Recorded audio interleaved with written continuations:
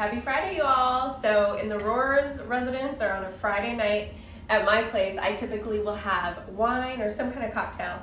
And I love to have pizza on Friday. I don't know, it's just like a special occasion. Not necessarily every Friday, but a lot of Fridays, especially during this COVID era.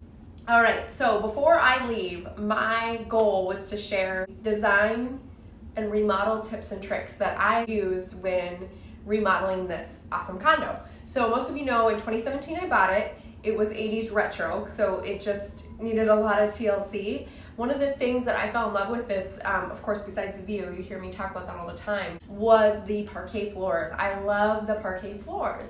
Maybe it's because I'm in the era of Friends, and Friends, both of those apartments, I don't know if you noticed, but they are parquet floors. So I've always loved it, and I knew that was something I was definitely gonna sand those down and stain those. First off, congratulations. So if you are watching this video, it means that you found a home that you wanna renovate and make your own. Maybe you found something that you love, whether it's the yard, neighborhood, the character of the home. You just know that you wanna make it your own.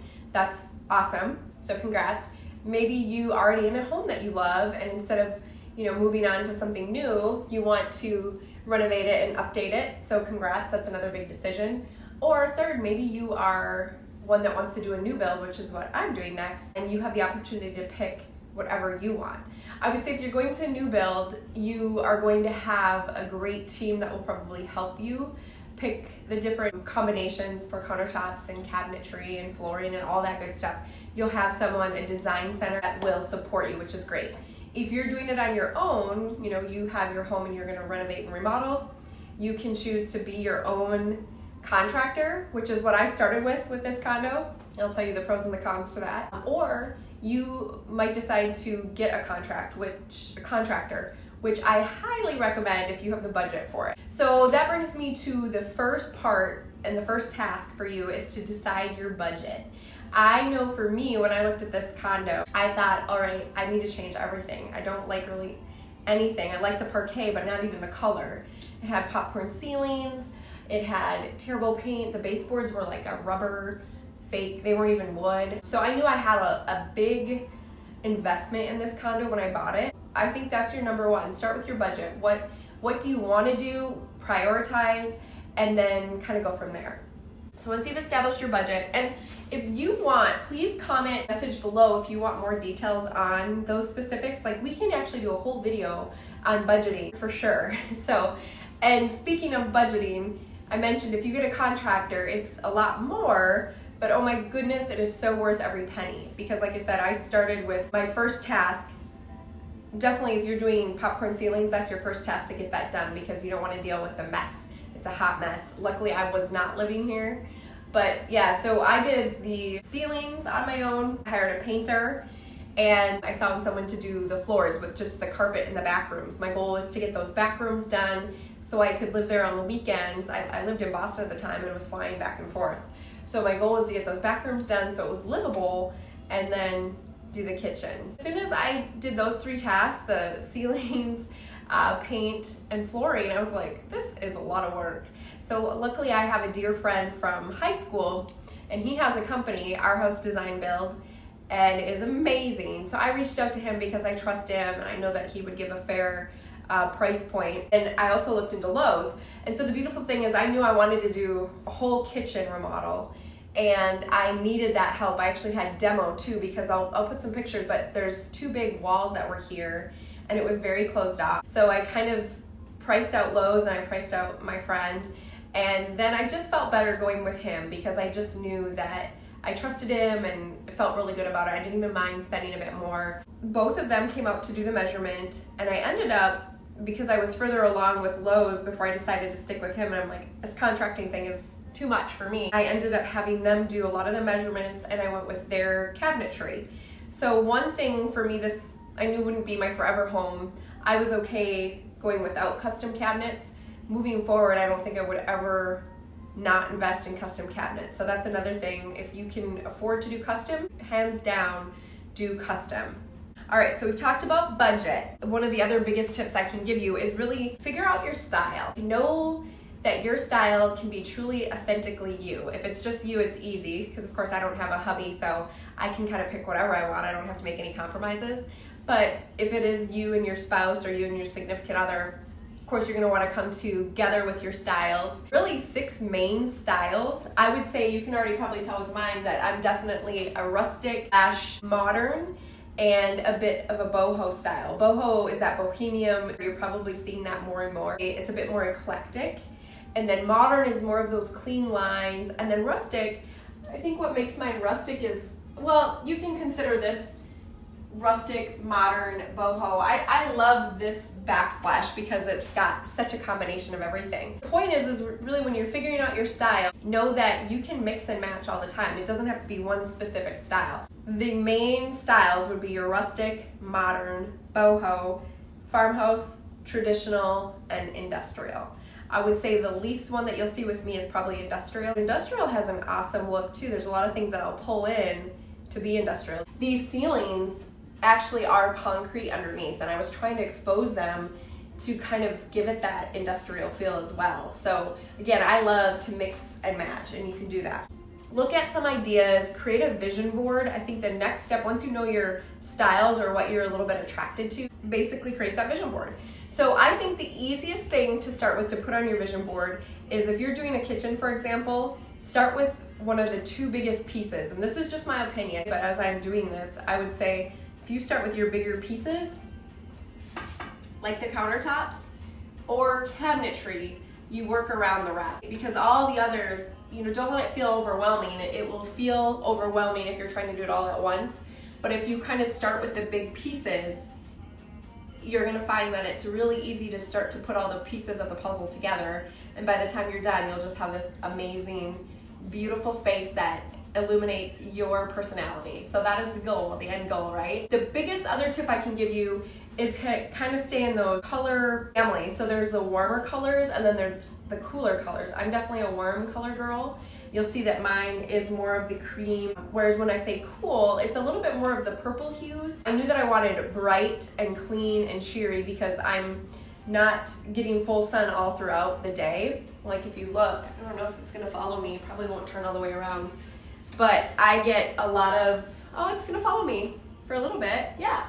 So you can see I'm kind of north facing, so the sun is setting in the west, rises in the east, and then north is up here. So I don't have sunlight throughout the whole day. So I really wanted the kitchen to feel bright, to just kind of give a lot of light. So that was really important to me. So we talked about budget, we talked about vision board, we talked about picking your style, and then if you know you're gonna do the kitchen, all right, we're gonna start with counters or cabinets. So I actually started with cabinets because I knew I wanted a specific feel. I felt like it'd be easier to pick the cabinets for me and then pick the counters to match that. So what I did is I went to Lowe's, I looked at all of them, and I told the designer, the cabinet designer, what I was looking for. I didn't want stark white. I love white, but I just was feeling like, I know I want to be bright, I don't want to be dark, but I didn't want white in here. I don't know what it was or why. I think the gray maybe feels a bit warmer. So pick what you love. Don't even have to worry about hardware. Hardware is like the last on the list, lighting's the last on the list. Once you have that, take a sample, like hopefully they'll give you a sample or take the picture. She was able to give me the color sample and I actually took like an actual piece of it, which was great. Then I took that to, I got the countertops from, and they were fabulous too. Like I kind of narrowed it down to what I wanted. I told them the level. They have all sorts of different levels. You can go crazy and spend a lot. I knew I wanted quartz, but there's so many different types. It'd be a whole nother video in itself. Yeah, kind of, again, with your budget, tell them what you're looking for. And then I just, like I said, I wanted to match my cabinets with the counter. Now, if you're doing custom, you don't have to worry about that because you can paint them any color you want. So that's the beautiful thing there. But because I wasn't doing custom, I was picking that first because I knew it would already be, the color was what it was, right? So that is the beautiful thing about custom. If you're doing custom cabinetry, you could probably start with your counters and then match whatever color you want for your cabinets. I hope that makes sense. All right, so that was my first thing I picked, and then I was able to get my countertops.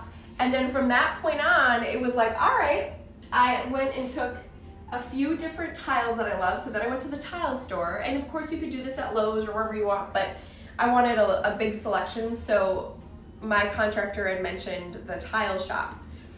And I should circle back, one of the things I was trying to save budget-wise was I didn't want to get a designer. A lot of these contractors or companies will have a designer for you too. So you can spend thousands on a designer that will pick all this for you. So if that's what you choose to do, perfect. You probably don't even need to watch this video. But if you're like, you know what, I want to do this on my own and I want to save a little bit on the design part, then this is where I would come in with these little tips and tricks. Okay, so you know your cabinets, you know your counters, then you're gonna pick your backsplash. And then from that point, I went to the floors. I was like, all right, I wanna see what's gonna look good against the cabinetry and kind of with everything just to bring in that warmth. So then my contractor had a great guy that does the floors, so he's one that can actually refurbish the floors. Basically, sand them down, stain them, so you can take advantage of, if you've got old wood floors, that's a great option. Otherwise, start fresh, and that's much easier probably because then you're gonna just go to a wood or floor shop and take your little vision board with you. So you've got your counters, your cabinets, backsplash, and then take a look at your floors. And then I would say the last thing is really paint, because once you know those colors, then you're just gonna take your paint swatches. So I loved the paint portion of it. I mean, it feels overwhelming, but the one thing I love about Sherwin-Williams, I know it's a bit pricier for Sherwin-Williams. Here's why I like them. They have a Color Snap app, it's called. So you could take a picture, like what I did is I took a picture of my counters, and I don't know if you can see all these colors, most all of them blend or a family in the counters. And I took a picture of this too to kind of get that same family. So when I'm saying stick with your warms or your cools, that's gonna help you out a lot, where you can end up picking the colors that are in that same family. It just wouldn't be the right look. Like if I picked a real cool gray or like something that just didn't go, so like this is mega grayish here, and I pulled it in from one of the colors here, but there's grays that can kind of turn out purpley and just feel cold compared to what I have going on. But again, if you've got bright white, it really doesn't matter what you're doing. And that again is just my own opinion, so keep that in mind. The paint would be the last one. And then the other thing that I did pick as well, I have a bathroom that I knew, so 2 bathrooms that were not in my budget. You can see the picture of my bathroom tiles. I took those colors too into consideration for this. So you'll see the cabinetry matches that feel of my bathroom tiles. So that way everything just kind of flowed, and I really made sure that the carpet that was against the tiles would match and flow. So something again to consider, if you know that there's portions of your home that you're not going to renovate, you can definitely try to coordinate if you like it. So like if I hated the tiles, I would have absolutely changed out the bathrooms, but I actually liked those cafe tiles and thought I'm gonna make that work, especially if I can save money in that way and put more money into the kitchen and everything else. So just some ways to kind of think about, you know, how can I save money? What am I budgeting for? How can I make it all flow really well so it feels like it was all done together? And I was able to really make the bathroom fresh and beautiful just with some paint. Actually, prior to selling now, I did update the vanity in the bathroom and the faucet and the hardware. I actually even got a new toilet too, just to kind of make it feel brand new. So you'll see that. I'll do a video on my bathroom renovation down the road, and we can talk a little bit more about that. Really starting with that budget, just to recap, create your vision board. Make sure that you're pulling a little bit of everything. They'll give you samples for your countertops. They'll give you samples for your, even if it's just a paint color for your cabinetry. Try to get a sample for your floors, what your floors will look like. Definitely the paint colors, and just put it all together. And then as things are going on, then you start to have the fun with the hardware. So the hardware can definitely be last. Of course, when they design your kitchen, you know, how it'll lay, you'll want to pick out your sink and that type of thing, because this is important with your countertops. But all the appliances can be picked later. Once you have your feeling for color, faucets can be picked a little bit later. I wanted to make sure, I love the horizontal above these, so that was part of the design bit. But these were things that I picked down the road.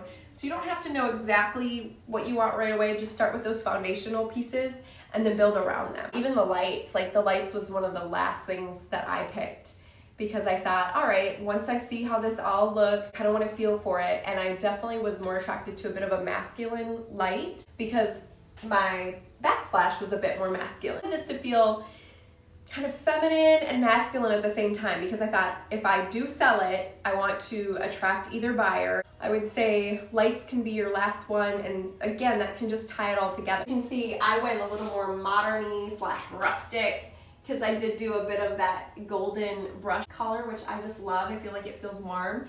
And you can absolutely mix, like you can see here that I have a brushed nickel, and then this is more of a gold color. It's okay to intermix some of those things too. Here I went with more of a fabric look because I thought it kind of pulled the look of my backsplash.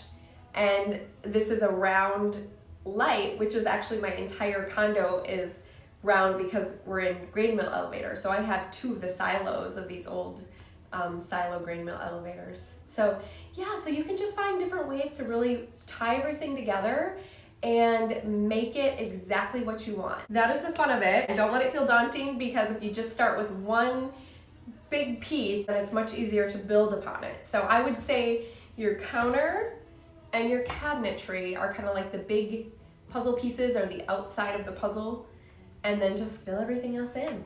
So I hope that helps. And definitely thanks for stopping by. Thanks for checking out the channel.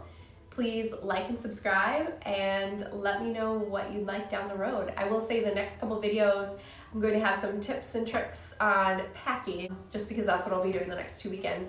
And we'll also do a video on the bathroom prior to me leaving. But let me know what else you're interested in. I'm so excited to be here with y'all, and it'll be a fun journey. So much love. Happy Friday if it's Friday when you're watching this, or whatever day you are. And we will be in touch. All right. Talk to you later. Bye.